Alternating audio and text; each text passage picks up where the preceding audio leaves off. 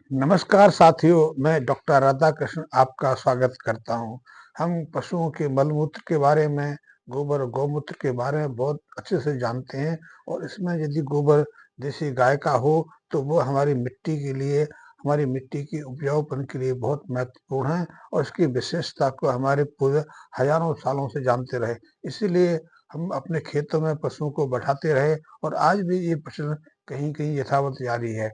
हम जब खेत खाली होते हैं तो पशुओं के झुंड, खास करके गाय गाय गाय के झुंड या भेड़ बकरियों के झुंड या ऊँटों के झुंड को बैठाते हैं, ताकि वो वहाँ कुछ समय व्यतीत करके 1-2 दिन रहकर अपने गोबर का मूत्र का त्याग कर सकें। और यदि गाय का गोबर शुद्ध है, गाय देसी है और उसका गोबर और मूत्र बिल्कुल शुद्ध है, तो उसकी कुछ मात्रा ही हमारे प्रति एकड़ खेती के लिए पर्याप्त जो पोषक तत्व हैं उनको उपलब्ध करा देती है। पर्याप्त संख्या में जीवाणु को तीव्रता से विघटित होने में मदद करती है। लेकिन आजकल क्योंकि गाय को ना तो उतना पोषक आहार मिल पा रहा है, ना गाय शुद्ध रह गई है, गाय का जो पाचन तंत्र है वो भी गड़बड़ा गया है। तो ऐसे में जो गोबर या गौमूत्र हमें पशु से प्राप्त होता है, पहले हम उसका खाद तैयार करते हैं और इस खाद को बनाने में भी हमें 8 से 10 महीने का समय लग जाता है, फिर भी ये पूरी तरह से कंपोस्ट नहीं होता। इसलिए आज यदि हम जैविक खेती अपनाना चाहते हैं, तो हमें ऐसे गोबर की कम सैकड़ों जो किलो की मात्रा अपने खेतों को आवश्यकता पड़ती है। प्रति एकड़ के आसपास 10-15 क्विंटल तो मामूली समझ लीजिए। लेकिन आप इसी जो 10-15 क्विंटल गोबर का और किलो सैकड़ों किलो के गौमूत्र का प्रभाव अपनी जैविक खेती में लेना चाहते हैं, तो उसके लिए हमारे पास एक विशेष सॉल्यूशन है। इस विशेष सॉल्यूशन को हमने गाय के गोबर से ही प्राप्त किया है। इसमें कुछ मात्रा गौमूत्र की भी है, कुछ प्राकृतिक प्रकृति में मिट्टी में जो जीवाणु रहते हैं उनकी भी संख्या है। आपने देखा होगा कि गोबर का आधा हिस्सा तो ठोस होता है, आधा हिस्सा उसका तरल रहता है, पानी के रूप में रहता है। तो जो उसका ठोस हिस्सा है, जब तक डिकम्पोज़ नहीं हो जाता, उसका अपघटन नहीं हो जाता, तब तक वो मिट्टी के लिए अपनी जो उपयुक्तता है, उसमें विशेष भूमिका नहीं निभा पाता था। यद्यपि जो तरल भाग है, उसका अधिकांश भाग पानी रहता है। फिर भी हमने कुछ विशिष्ट प्रक्रियाओं के माध्यम से गोबर से कुछ जीवाणुओं को, कुछ उसके जैविक तत्वों को अलग किया है और उससे हमने एक ये विशेष गोबर घनसत्व तैयार किया है। ये बहुत अद्भुत गोबर घनसत्व है। आप इसका प्रयोग करके देखें, आपको इससे अपने खेत की ज़मीन में, खेत की मिट्टी में बहुत सारे परिवर्तन नज़र आएँगे। आप इसका जब नियमित रूप से प्रयोग करेंगे, तो इससे आपके खेत की जो उपजाऊपन है, वो आपको विशेष प्रभावशाली नज़र आने लगेगा। उसमें 15 से 25% को तो कोई जो जो उसमें वृद्धि होगी, जो फसलों की ग्रोथ होगी और फसलों की ग्रोथ के साथ में उत्पादकता में वृद्धि होगी, आप स्वयं देखेंगे। और मैं तो ये तो 3-4 महीने की बात है। आप जब इसका नियमित प्रयोग करेंगे, लेकिन जैसे ही आप इसके प्रयोग की शुरुआत करते हैं, मिट्टी का जो संरचना है उसमें परिवर्तन देखते हैं। आप जैसे ही गोबर घनसत्व का सॉल्यूशन तैयार करके अपनी मिट्टी में उसका उपयोग करते हैं, तो मिट्टी की संरचना में बदलाव आना शुरू हो जाता है। इस गोबर घनसत्व को तैयार करना बहुत आसान है। आप कोई प्लास्टिक का ड्रम ले लीजिए, 200 लीटर का हो सकता है, 100 लीटर का हो सकता है, उसमें 150-200 लीटर के आस-पास पानी ले लीजिए, उसमें आधे केजी से लेकर 1 केजी के आस-पास गुड़ मिला दीजिए और 1 दर्जन के आस-पास जो सड़े हुए केले होते हैं, उनको मसल के डाल दीजिए। केलों को मसल कर डालने का महत्व ये है कि जैसे ही आप इन जीवाणुओं को पानी में डालते हैं, पानी में इनका मल्टीप्लिकेशन शुरू हो जाता है और इनकी मल्टीप्लिकेशन से जीवाणु की संख्या में तो वृद्धि होती ही होती है। सबसे महत्वपूर्ण प्रभाव है कि जीवाणुओं के साथ बहुत सारे जो बायो प्रोडक्ट हैं, बायो एन्सर्स हैं, जैव रसायन हैं, उनमें वृद्धि होने लगती है और जैव रसायन जब जीवाणुओं के साथ मिट्टी में जाते हैं, तो विशेष अभिक्रिया दिखाते हैं। उसके माध्यम से आप देखेंगे मिट्टी की संरचना में बदलाव होना शुरू हो जाता है। आपके खेत की मिट्टी जो कठोर है, हार्ड हो गई है, इसमें सूखापन रहता है, पानी को सूख नहीं पाती है, तो वो बदलाव इसको प्रयोग करने से बदलने लगते हैं। मिट्टी की कठोरता दूर होती चली जाती है और जैसे ही आप 2-4 बार सिंचाई के माध्यम से इस गोबर घनसत्व का प्रयोग अपने खेतों में करेंगे, मिट्टी में करेंगे, तो मिट्टी की कठोरता दूर हो जाएगी, वो मुलायम हो जाएगी, सॉफ्ट हो जाएगी। साथ ही मिट्टी के अंदर अब पानी को सोखने की क्षमता आ जाती है। अब आपके खेत की मिट्टी पानी को सोखकर अधिक समय तक नमी को बनाए रखना रखना शुरू कर देती है और खेत की नमी बहुत महत्वपूर्ण है। खेत की जो मिट्टी की जो भुरभुरापन है, ये भी बहुत महत्वपूर्ण है।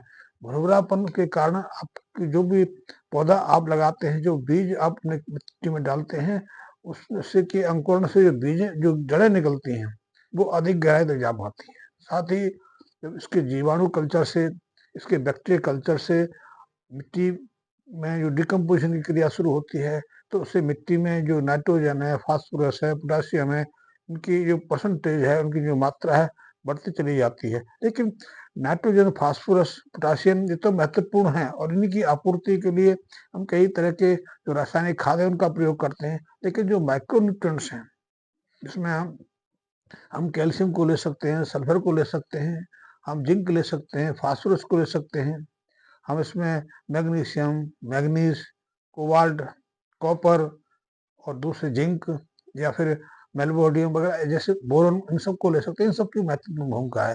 ये सूक्ष्म, इनकी मात्रा बहुत कम मात्रा में जरूरत रहती है, लेकिन ये बहुत महत्वपूर्ण है। इनकी अल्प मात्रा हमारी खेती को प्रभावित कर देती है। आपकी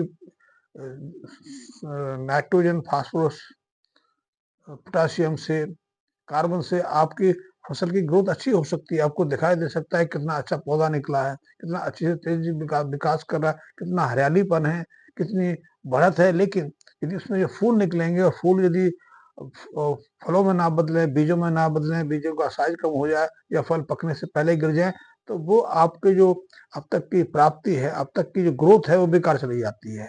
तो इनके लिए सूक्ष्म पोषक तत्व हैं जो मिट्टी की निम्न परतों में रहते हैं, बहुत महत्वपूर्ण है। या फिर इनको आप ऊपर से दोगे तो उनकी भी अधिकतम मात्रा बेकार चली जाती है। तो ऐसे में जब आप नियमित रूप से इस गोबर कृषित्व का प्रयोग करते हैं, तो जो भी बीज आप डालोगे, जो भी पौधा आप मिट्टी में लगाओगे, उसकी जड़ें गहराई तक जाती हैं और इसको आप स्वयं देख सकते हो।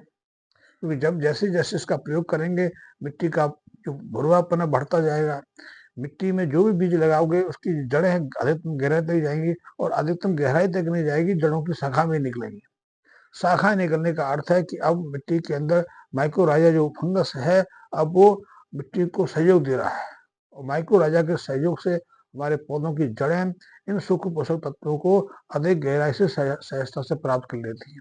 दूसरा, मिट्टी में जो नमी रहती है, मिट्टी में जब जो विशेष फसल अवशेष हैं, उनका अपघटन होता है या फिर आपकी फसलें, आपके पौधे या या वातावरण से कार्बन डाइऑक्साइड सोख के प्रकाश के माध्यम में प्रकाश संश्लेषण की क्रिया करते हैं, तो उसका विशेष महत्व ये होता है कि जो जड़ें हैं अधिक गहराई तक प्रवेश कर पाती हैं।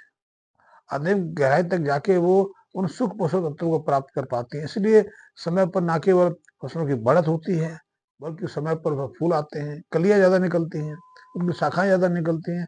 शाखाएँ निकलना, कलियाँ निकलने का अर्थ है कि जो फसल की उत्पादकता है, उसमें वृद्धि हो रही है।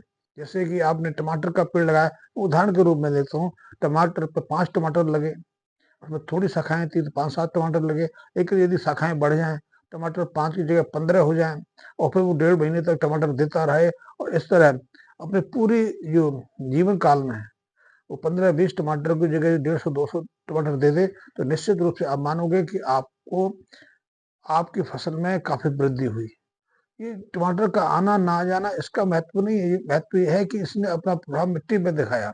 मिट्टी में पोषक तत्वों की वृद्धि हुई और पोषक तत्वों के साथ में मिट्टी में जो जड़ें थी वो अधिकतम फैली, उन्होंने दूसरे पोषक तत्वों को सोखा और पौधे के अंदर बहुत सारी जैव रासायनिक क्रियाएँ जो धीमी थी, कम मात्रा में होती थी, उनकी गति में वृद्धि हुई और उसके माध्यम से समय पर ना केवल फूल आए और फूल पुष्पों में बदले, फलों में बदले, बीजों में बदले, उनका आकार बदला और सबसे बड़ी चीज़ है कि आप जब भी रासायनिक जो खाद हैं, उनका कम प्रयोग करते हैं, कम मात्रा में प्रयोग करते हैं और मिट्टी स्वस्थ रहती है।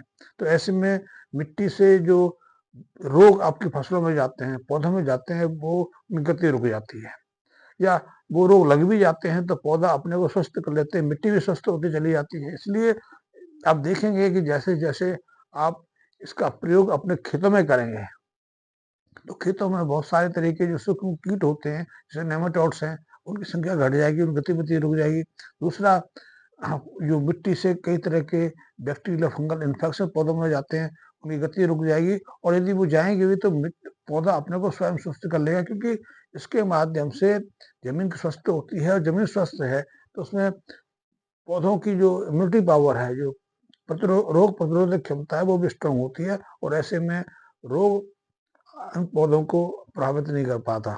इसलिए जब विशिष्ट पोषक तत्व पौधों को प्राप्त होते हैं, तो उनकी ग्रोथ में वृद्धि होती है। साथ ही जो उत्पादकता वो देने वाले हैं, जो फल-फूल, साग देने वाले हैं, जो बीज या फलियाँ देने वाले हैं, उनमें वृद्धि होती है और उनकी संख्या में वृद्धि होती है। उदाहरण मैंने टमाटर का दिया, टमाटर की जगह हरी मिर्च को ले सकते हैं। हरी मिर्च की जगह आप गेहूँ को ले सकते हैं, गन्ने को ले सकते हैं। आप किसी भी चीज़ को ले सकते हैं। ये गन्ने की 5-6 शाखाएँ नहीं जैसे निकली हैं, कले निकले हैं और उसकी जगह 10-15 निकलेंगे, तो निश्चित रूप से जो जो फल उत्पादकता है उसमें 2 गुना वृद्धि हुई। फिर उसकी लंबाई अच्छी है, वो निरोग ही हैं, वो स्वस्थ हैं, उसमें रस ज़्यादा है, तो निश्चित रूप से गन्ने की उत्पादकता में वृद्धि होगी और यही प्रभाव हर एक फसल पर देखने में आता है। तो एक बार आप इसका प्रयोग करके देखिए, बहुत सहज प्रयोग है, कोई ज़्यादा महँगा तो है नहीं। आप एक बार इसका प्रयोग आप यदि एक बार इसका शुरू करेंगे, तो निरंतर इसको मल्टीप्लिकेशन भी करते रहेंगे। इसके लिए कहीं जाने की आवश्यकता नहीं, दोबारा खरीदने की आवश्यकता नहीं। ये 400 ग्राम की मात्रा, 200 से 400 ग्राम की मात्रा 1 एकड़ के लिए सफिशिएंट है। लेकिन जैसे-जैसे आप इसका प्रयोग अपनी मिट्टी में करते रहेंगे, खेत में करते रहेंगे, तो उसकी मात्रा की आवश्यकता घटती जाएगी। फिर इसका 1 डिब्बी आपके लिए 1 फसल के लिए पर्याप्त रहेगी, 1 एकड़ के लिए पर्याप्त रहेगी, फिर आपको दूसरे की आवश्यकता नहीं है।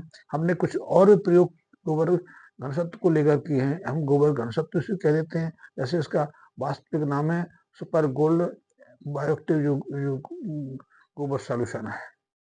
इसमें बहुत सारे तरह के बैक्टीरिया हैं, बहुत तरीके के इसमें बायोएक्टिव रसायन हैं, आप इसका प्रयोग करेंगे तो निश्चित रूप से आपसे प्रभावित होंगे। धन्यवाद मित्रों।